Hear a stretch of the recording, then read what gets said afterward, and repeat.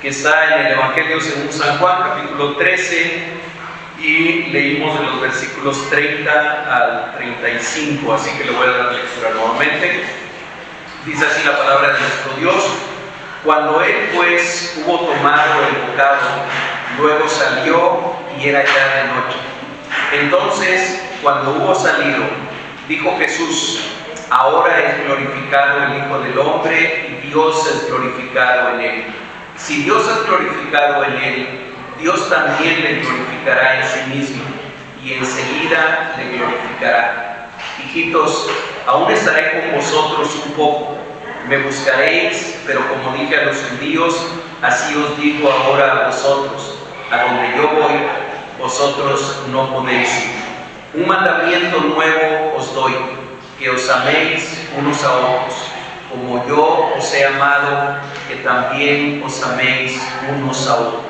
En esto conocerán todos que sois mis discípulos, si tuviereis amor los unos con los otros. Oremos, hermanos.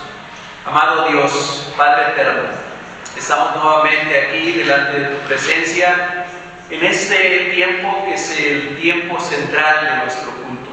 Es el tiempo en el que nos disponemos a escuchar tu voz, a escucharte a ti, Señor, a escuchar tu palabra. Yo te ruego, te suplico, Señor, por este siervo inútil. Te pido por favor que tú uses mi vida, que tú me des palabra tuya.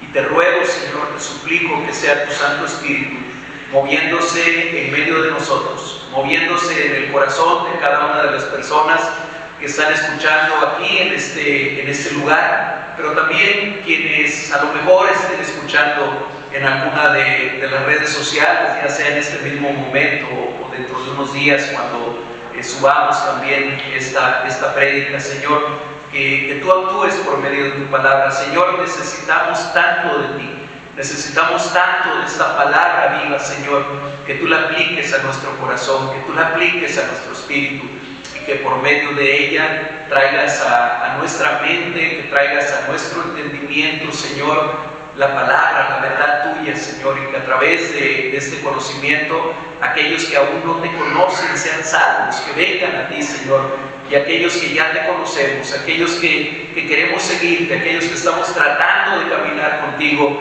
seamos edificados y seamos fortalecidos. Aquí estamos delante de ti, nos ponemos en tus manos, lo hacemos en el nombre de Jesucristo, nuestro Señor y Salvador. Amén. Amén. Bien, hermanos, estamos tratando de abordar el tema del discipulado, el tema de lo que es ser un discípulo. La semana pasada, el domingo pasado, hablamos de 3 requisitos del discípulo. Ustedes se acordarán que estuvimos en el Evangelio según San Lucas y hablamos sobre todo, principalmente de ese versículo de Lucas 9:23, a donde el Señor Jesucristo dice: si alguno quiere venir en pos de mí, niéguese a sí mismo, tome su cruz cada día y sígame. ¿Se acuerdan? En eso estuvo centrado el mensaje de hace 8 días, hablando de los requisitos del discipulado. Vamos a tratar de hablar hoy, y bueno, yo le he puesto siempre, necesitamos ponerle un título a los mensajes, y el título que yo le he puesto a la reflexión del día de hoy es el sello del discípulo. Creo que todos estamos familiarizados con el concepto de lo que es un sello, todos sabemos lo que es estampar un sello, pero tal vez el uso que le damos actualmente a los sellos sea un poquito diferente a los que se le daban en la antigüedad, cuando en el tiempo en el que fue escrito, por ejemplo, este Evangelio. Y aunque en el texto que acabamos de leer, yo sé que no se menciona la palabra sello, sin embargo, el concepto está implícito ahí, y es lo que yo voy a tratar de reflexionar el día de hoy. En la antigüedad, el sello tenía sobre todo la función de hablar de la propiedad de quien ponía el sello o de la autoridad de quien ponía el sello. Por ejemplo, déjenme ir a una parte de la Escritura donde sí se menciona la palabra sello. Efesios capítulo 1, versículo 13, dice ahí la palabra de Dios. Dice: en él también vosotros, habiendo oído la palabra de verdad, el evangelio de vuestra salvación, y habiendo creído en él, fuisteis sellados con el Espíritu Santo de la promesa. Ahí se habla de un sello que todos los creyentes en Jesucristo hemos recibido. Solamente que ese sello tiene una característica que es buena, por supuesto, pero que no podemos dejarla pasar por alto. Es un sello invisible, no lo vemos, ¿verdad? Nosotros sabemos que lo tenemos, quienes somos creyentes en Jesucristo, sabemos que tenemos el Espíritu Santo y que tenemos ese sello en nuestro interior. Hace un momentito con la hermana Dulce comentábamos por otro motivo, pero algo relacionado con esto. Es algo invisible. Hace un momento en la clase de la Escuela de Formación Cristiana hablábamos de la iglesia invisible y decíamos que es esa iglesia que está formada por aquellos que hemos sido sellados precisamente con el Espíritu Santo, pero que nosotros como humanos no podemos ver, ¿verdad? Yo sé que el Espíritu Santo está en mí porque hay una convicción interna que el mismo Espíritu me da. Dice que el Espíritu mismo nos convence y nos dice que nosotros somos hijos de Dios, pero no nos dice a cada uno en lo personal, a cada uno en lo íntimo, y por lo tanto solamente podemos estar convencidos de lo que Dios ha hecho en cada uno de nosotros, pero no podemos verlo en los demás. Ese pasaje que leímos hace un momento en Juan capítulo 13 nos habla de un nuevo mandamiento que el Señor Jesucristo le da a sus discípulos y que en el último versículo nos dice: y en esto conocerán todos que sois mis discípulos. En esto se va a notar que ustedes son mis discípulos. Y dice: si tuvieren amor los unos por los otros. Así que ya prácticamente llegué a la conclusión del mensaje. Solamente déjenme exponerlo un poquito más en detalle para que lo entendamos mejor. Es importante siempre que leemos un pasaje de la Escritura entender el contexto en el que se da, porque el contexto casi siempre es parte del mismo mensaje que nos está dando la Escritura. ¿En qué contexto el Señor Jesucristo termina diciendo: y en esto conocerán todos que son mis discípulos? Si ustedes se ubican en el Evangelio de Juan y se ubican en el capítulo 13 de este Evangelio, se acordarán que están celebrando lo que ahora conocemos como la última cena, que están celebrando la Pascua con el Señor. Y fíjense, apenas va Juan como por la mitad, un poquito más de la mitad de su Evangelio, y ya está entrando en esos últimos días en el ministerio del Señor Jesucristo. Se da en el contexto en el cual el Señor Jesucristo acaba de lavar los pies de los 12 apóstoles. Se da en el contexto también en el que el Señor, como respuesta a la pregunta que alguien le hace cuando Él habla de que alguien de ellos lo va a traicionar. Y por cierto, ahí dice que el Señor se conmovió en el Espíritu al decirles esto, que alguien lo iba a entregar, que alguien de ellos lo iba a entregar. Pero se da en ese contexto en el que el Señor le dice al discípulo amado, a Juan, le dice: aquel al que dé el bocado, aquel al que le voy a dar este pan mojado en la salsa, era parte de la cena de la Pascua. Y si se acuerdan, ¿a quién se lo da? Se lo da a Judas. ¿Sí? Y ahí es a donde agarramos el texto en el verso 30, donde dice: cuando él pues hubo tomado el bocado, luego salió y era ya de noche. Estamos en ese momento en el que el Señor Jesucristo se queda ahora ya no con los 12, solamente con los 11. ¿Se acuerdan cuando en otra parte también el Señor Jesucristo les dice a aquellos 12: no los escogí yo a vosotros y uno de ustedes es diablo? ¿Se acuerdan? Bueno, en ese momento ya aquel ya no estaba, ya había salido. Siempre me llaman la atención algunas expresiones, algunas palabras que usa la Escritura, y que no es que quiera alegorizar la Escritura, pero llama la atención que dice ahí en el versículo 30: y era ya de noche. Por un lado nos está dando a conocer un dato en cuanto a la hora, pero por otro lado nos está hablando también en el sentido espiritual. Venía la noche en aquel tiempo.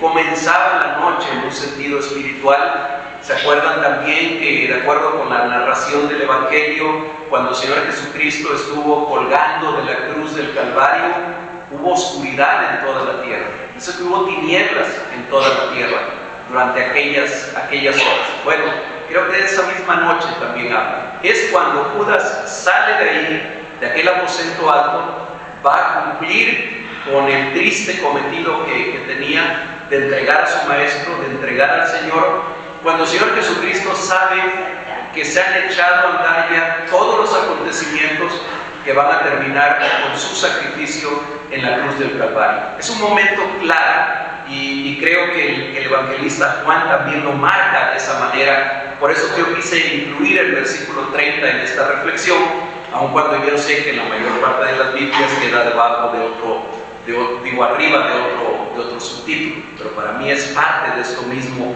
que nos está enseñando. ¿Qué ocurre después de que hubo salido Judas? Dijo Jesús: ahora es glorificado el Hijo del Hombre y Dios es glorificado en él. Si Dios es glorificado en él, Dios también le glorificará en sí mismo y enseguida le glorificará. Hermanos, que estamos estudiando algo de hermenéutica ahorita los miércoles, ¿qué palabra se repite aquí en estos dos versículos? Se glorificará, no glorificará. ¿Cuántas veces se repite la palabra? Rápidamente obsérvenlo ahí. Los versículos 31 y 32. ¿Cuántas? 5 veces. 5 veces. El glorificará o será glorificado, lo glorificará. Sabemos que cuando algún concepto, alguna palabra se está repitiendo, es importante dentro de ese texto, ¿sí? Y el Señor Jesucristo está diciendo aquí: lo que viene, lo que va a ocurrir en las siguientes horas, tiene que ver con mi gloria y tiene que ver con la gloria del Padre también. Dice un autor, Francisco Lacueva, que es un teólogo contemporáneo español, por cierto. Dice que glorificar, darle gloria a Dios o glorificarle es alabarle, darle honra, exaltarle y celebrar sus perfecciones. También es rendirle homenaje, reconocerlo como el único soberano y la fuente de todo bien. Eso escribe Francisco Lacueva. Entonces, esto nos ayuda a entender que cuando Jesús dice en el versículo 31, ahora es glorificado el Hijo del Hombre, lo que está diciendo es: en lo que va a ocurrir en las siguientes horas, mi poder, mi misión, lo que yo he venido a hacer, va a ser exaltado, va a ser dado a conocer, y a través de lo que yo haga, el Padre va a ser glorificado también. Lo que yo voy a hacer va a traerle honra, va a traerle gloria, va a traerle reconocimiento, va a hacer que la gente reconozca quién es el único soberano y quién es la única fuente de todo bien. Eso es lo que Jesús está diciendo. A lo mejor nosotros no podemos encontrar mucha gloria en lo que ocurriría en esa noche, que iba a ser su arresto, el que lo llevaran al Sanedrín, el que lo golpearan, el que lo insultaran, el que lo maltrataran, que le pusieran una corona de espinas, que lo hicieran cargar una cruz, que lo clavaran en esa cruz. A lo mejor para nosotros no encontramos mucha gloria en eso.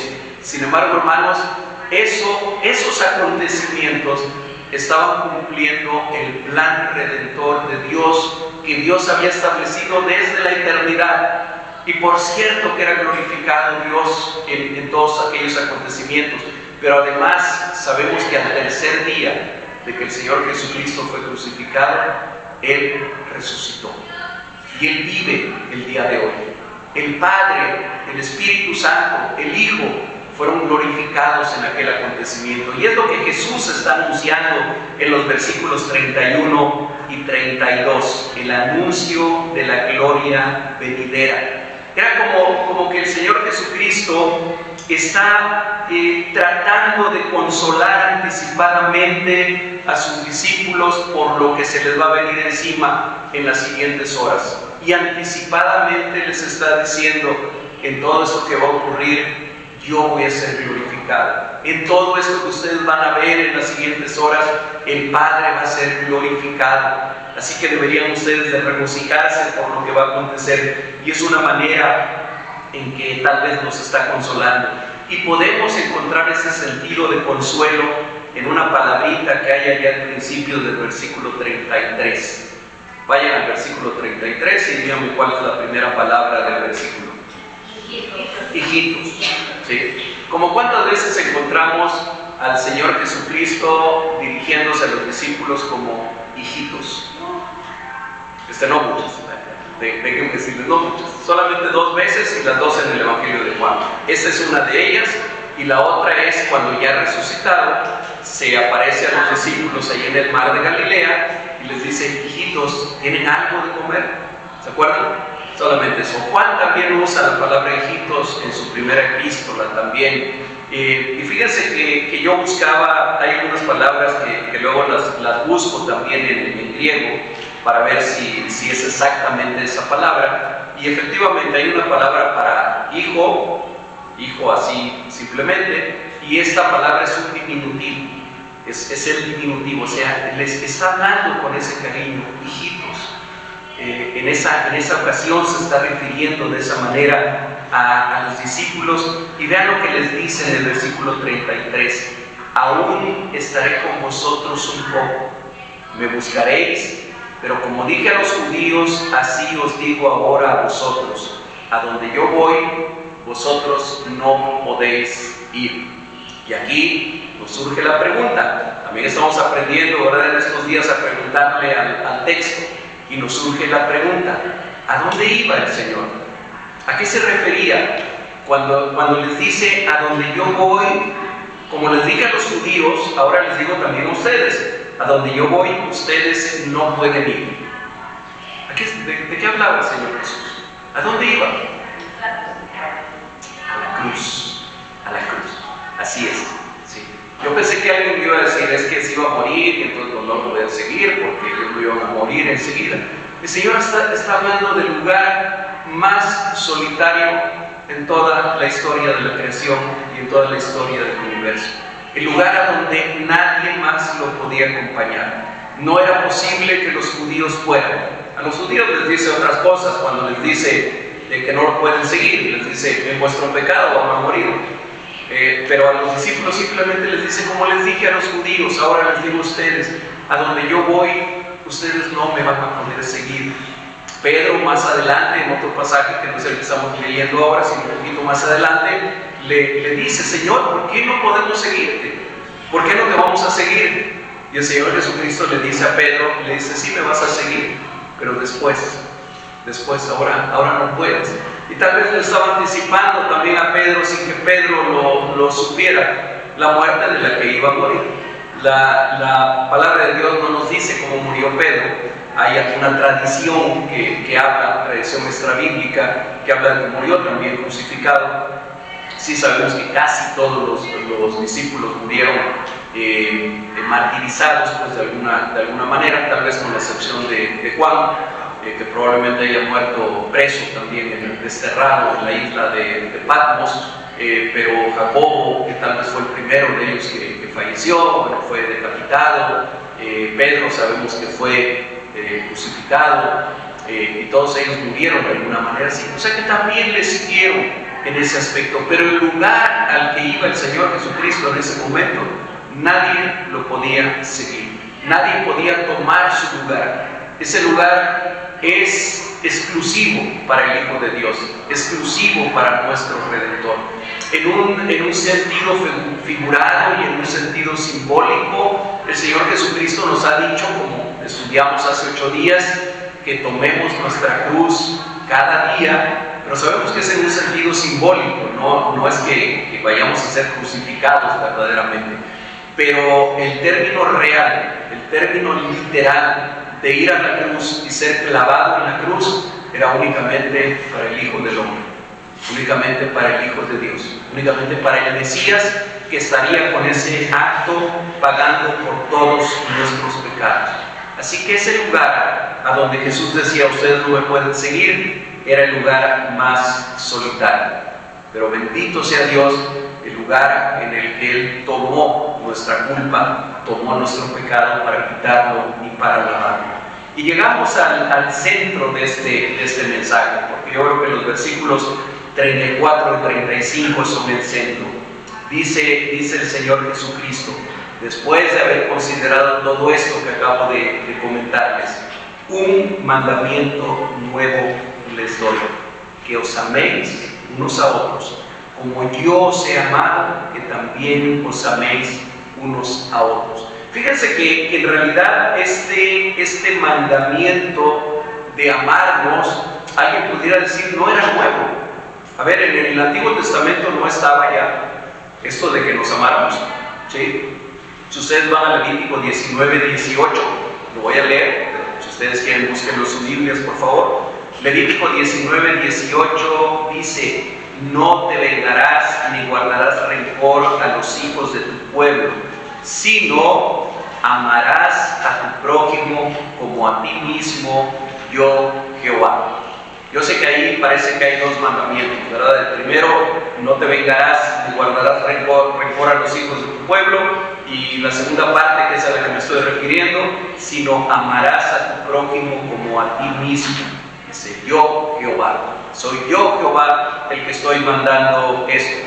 Pero hermanos, fíjense que para los judíos, incluso de la época del Señor Jesucristo, ¿quién era su prójimo? ¿Quién era el prójimo? Para aquellos judíos que lo estaban oyendo con oídos judíos, ¿en quién pensaban cuando oían la palabra prójimo? ¿En quién pensaban? En otro judío. En otro judío. Eso es tan claro que el Señor Jesucristo, en otro pasaje, Lucas capítulo 10, versículos 27 al 35, le tiene que contar a uno de los intérpretes de la ley una historia, una parábola que todos conocemos como la parábola del buen samaritano. Ya ustedes se acuerdan de qué se trata la parábola. Lucas capítulo 10, 27 al 35, ahí se narra, para explicarle a aquel intérprete de la ley quién era su prójimo. Y resulta que su prójimo, el prójimo que le puso de ejemplo, fue precisamente el miembro de un pueblo al cual los judíos aborrecían, que eran los samaritanos, y que eran cordialmente correspondidos por ellos, los samaritanos. También aborrecían a los judíos. Perdón. Y es precisamente a quien Jesús toma como ejemplo para explicarle a aquel intérprete de la ley quién es su prójimo. Y con esa maestría del maestro para enseñar, termina la historia y le pregunta, ¿quién crees que fue el prójimo de aquel que había quedado herido en el camino? Y la respuesta de aquel ya no le queda de otra, dice, sin duda que el que tuvo misericordia de él. Y Jesús enseguida le dice, ve y haz lo mismo. Ve y actúa tú de la misma manera.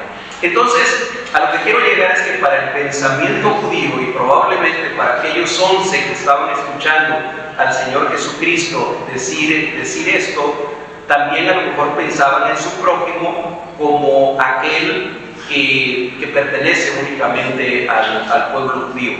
Pero aquí en este versículo Jesús va más allá y habla de amarse unos a otros. Muchas gracias, Doña. Habla de amarse unos a otros. Y entonces aquí ya encontramos una diferencia con Levítico capítulo 19. Aquí en este texto que acabamos de leer, el Señor Jesucristo habla de amarse unos a otros. A ver, aquí Jesús no estaba hablando con la multitud.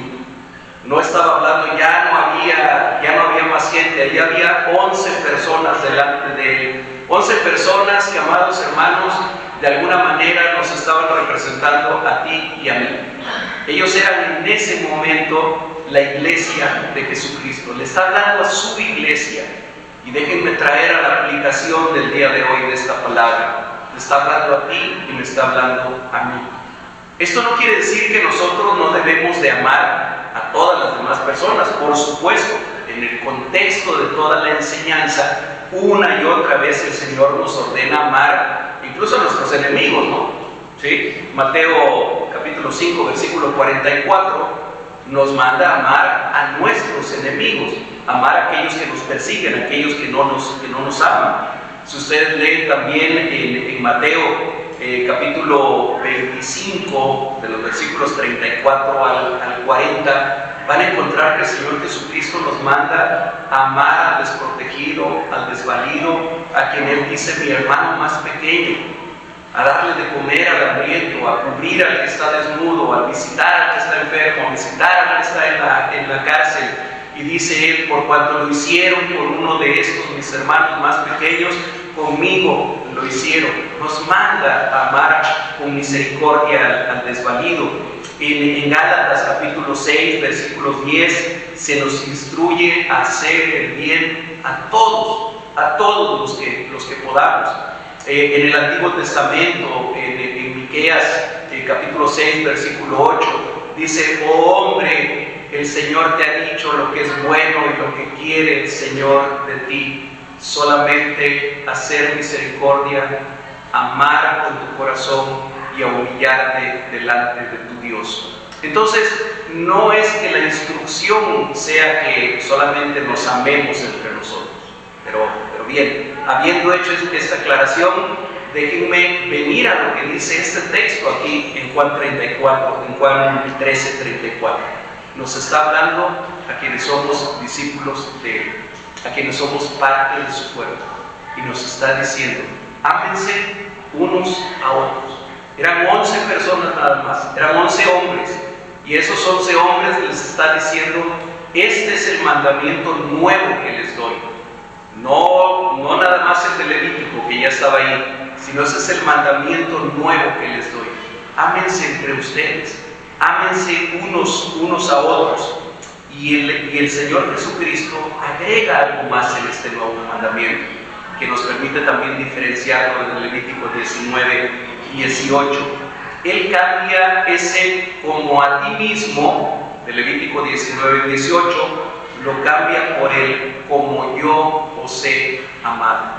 Ahora el nuevo mandamiento es, en primer lugar, amémonos entre quienes somos parte ya del cuerpo de Cristo.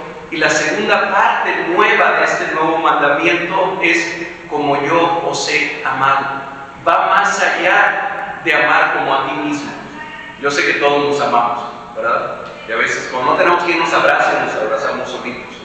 Cuando no tenemos quien nos dé palmaditas, nos damos palmadas nosotros solos. Nos apapachamos a veces nosotros solos. Ok, eso está bien. Pero el Señor Jesucristo va más allá de eso y cambia el como a ti mismo por el como yo os he amado. Y aquí viene la pregunta tremendamente retadora para nosotros, hermanos, que somos discípulos de Jesucristo, que anhelamos ser discípulos de Jesucristo, que anhelamos caminar con Él. ¿Nos amamos como Él nos ha amado? ¿Nos amamos de esa manera? Hermanos, ¿ustedes serían capaces de entregar su vida por alguno de los que estamos aquí? ¿Serían capaces de entregar su vida?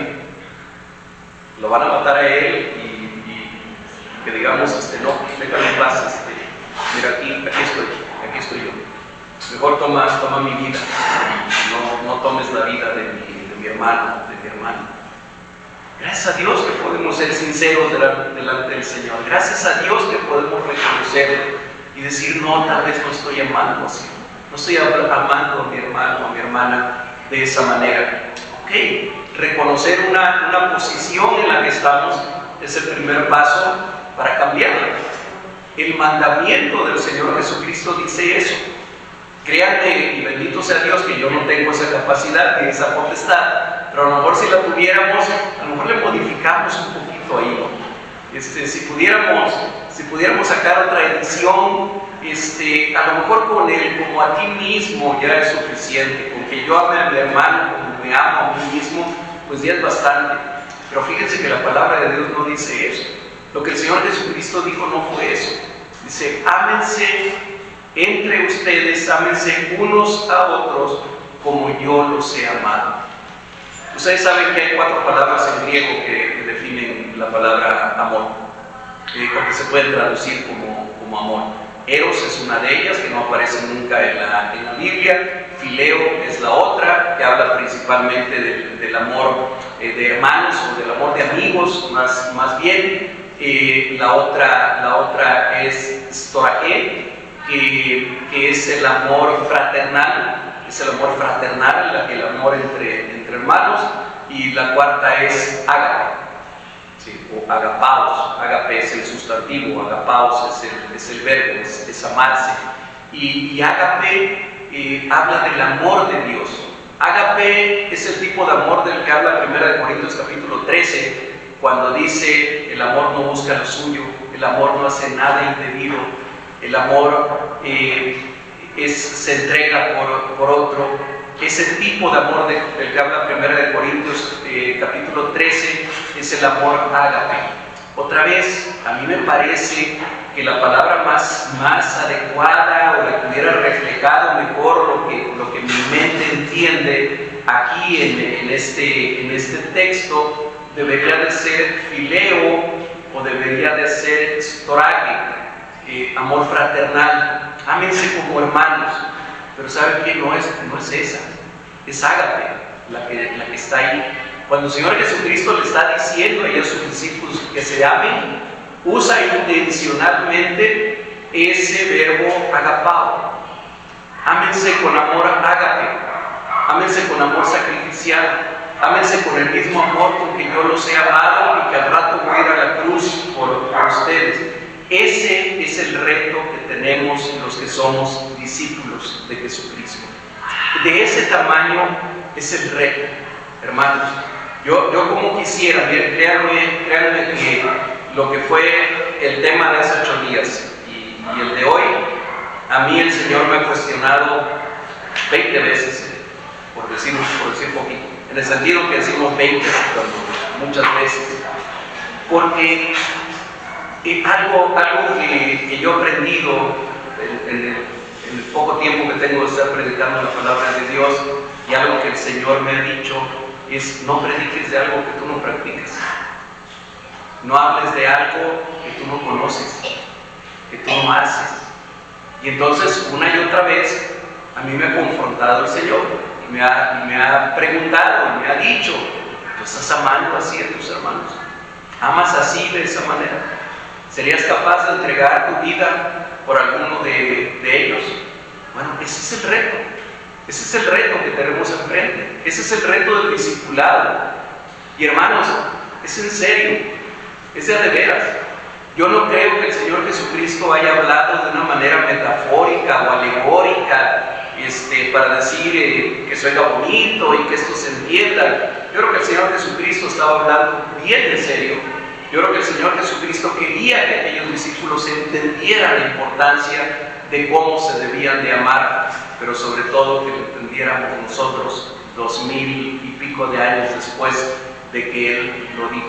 Y que si podemos reconocer en nuestro corazón y decir: no, yo no estoy amando así a mis hermanos, entonces que le pidamos al Señor: Señor, dame ese amor para mi hermano, para mi hermana, para cada una de las personas a quienes tú has rescatado también, que yo pueda experimentar ese amor. Y yo estoy seguro que el Espíritu Santo es algo que quiere hacer entre nosotros. Versículo 35, y con ese termino. En esto conocerán todos que son mis discípulos, si tuvieren amor los unos por los otros. Hermanos, este es el sello del discípulo. Esta es la marca del discípulo. No es que nos congreguemos aquí, no es que vengamos aquí o a algún otro lugar los domingos, no es que conozcamos muchos versículos de la Biblia, y no es solamente que confesemos al Señor Jesucristo. Ok, todo eso lo tenemos que hacer y está bien, pero fíjense que aquí hay otra palabra que de repente se nos escapa en el versículo 35. En esto conocerán quiénes. ¿Quiénes conocerán? Vean su Biblia, por favor, versículo 35. En esto conocerán quiénes. Todos. ¿Quiénes son todos? Todos, incluyendo quienes no vienen aquí, ¿verdad? Todos, incluyendo a nuestros vecinos, incluyendo a nuestros amigos, a nuestros compañeros de trabajo. ¿En qué van a conocer todos que tú y yo somos discípulos de Jesucristo? ¿Qué dice aquí la palabra? Si tuviéramos amor entre nosotros, si nos amáramos con ese amor ágape que el Señor Jesucristo dice aquí. Ese es el sello del discipulado. Así como hablábamos hace 8 días de los requisitos del discipulado, de los requisitos del discípulo, aquí la palabra nos habla de la característica del discípulo, del sello, de la marca del discípulo. Es el amor entre nosotros. Para el resto del mundo, sí, por supuesto. Tenemos que amar a todo el mundo, incluso a nuestros enemigos. Es muy claro. Sí, pero lo que se pone como requisito, lo que se pone como sello, como marca, es el amor que tengamos entre nosotros, uno con el otro, uno al otro. Y aquí, desde luego que la palabra de Dios no habla de las características que debe de tener una persona para que uno la ame. Uno se va haciendo cierta idea de los apóstoles, de los discípulos del Señor Jesucristo, de cómo era su carácter, su forma de ser de alguno de ellos, y creo que alguien que era difícil de amar entre ellos, pienso yo, era Pedro. Para mí era difícil de amar. Ese Pedro que estaba todavía ahí en esa noche, que es diferente del Pedro que escribe las epístolas posteriormente, ese ya es otro Pedro. Ese Pedro a lo mejor era fácil de amar, escribe primera y segunda de Pedro. Pero ese Pedro que estaba ahí esa noche delante del Señor Jesucristo, para mí que no era tan fácil de amar. Bueno, le protesta al Señor, ¿no? Cuando el Señor le va a lavar los pies, dice: un momentito, a mí no me lavas los pies, a mí no me vas a lavar los pies. Por lo que el Señor le dice, termina diciendo: ok, entonces no nada más los pies, todo completo. Ya el Señor le dice: ya ustedes están limpios por la palabra que yo les he hablado. Pero bueno, ese era Pedro. Yo creo que para Mateo, para Juan, para nosotros, no ha de haber sido tan fácil amar a Pedro. Y sin embargo Jesús les estaba diciendo eso. Yo sé que habemos muchos Pedros aquí, habemos muchos Pedros de aquella época, de cuando estaba hablando el Señor Jesucristo con ellos. Bueno, así tenemos que amarnos, hermanos, así como somos, como Dios nos trajo aquí, como el Señor nos rescató. El Señor nos está transformando, nos va a seguir transformando, pero lo que el Señor nos transforma cada uno, tenemos que amarnos con amor ágape. No es una sugerencia. A mí me gustaría que fuera una sugerencia. A mí me gustaría que fuera una opción, que aquí me dijera el Señor: sería bueno que se amaran los unos a los otros. Sería muy conveniente que ustedes tuvieran amor ágape entre unos y otros. Pero no es esa la palabra. Dice: un mandamiento nuevo os doy. Y saben que la palabra mandamiento en griego quiere decir mandamiento. ¿Sí? Quiere decir mandamiento. Es una orden, es un mandato. No es algo como para ser discutido o para poner a votación. El Señor Jesucristo está mandando, nos está mandando a ti y a mí: ámense unos a otros. Y el amor, hermanos, con esto voy concluyendo, el amor ágape, del cual habla aquí la palabra, no es un sentimiento, no es una emoción, no es las maripositas en el estómago que sentimos cuando estamos enamorados de la novia, del novio. No es una emoción. El amor ágape es acción. El amor ágape es algo que hacemos. Amamos cuando hacemos, no cuando sentimos. ¿Que va acompañado de una emoción y de un sentimiento? Sí, por supuesto que sí, pero no es principalmente ni emoción ni sentimiento, es principalmente acción. El Señor Jesucristo, en lo que dice la palabra, hubiera querido no ir a la cruz. Tal parece que en algún momento el Señor lo pensó. Tal parece que sí, porque era el Padre en Getsemaní y le dice: Señor, si es posible que pase de mí esta copa, si es posible que no tenga yo que tomar esta copa, pero que no se haga tu voluntad sino la tuya. Pero el Señor Jesucristo, independientemente de lo que Él haya estado sintiendo, el amor ágape que había en Él lo hizo sí ir a la cruz, sí entregar su vida por nosotros. El amor es acción, el amor es hacer, el amor es compromiso. el amor es preocupación, el amor es compartir.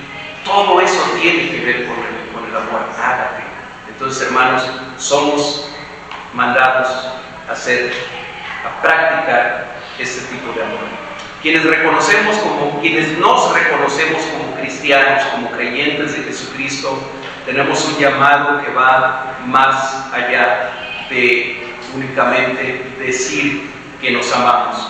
Somos llamados no solamente a ser creyentes, hermanos, hemos sido llamados a ser discípulos. Y así como hace 8 días comentábamos que el Señor dijo: si alguno quiere venir en pos de mí, niéguese a sí mismo, tome su cruz cada día y sígame.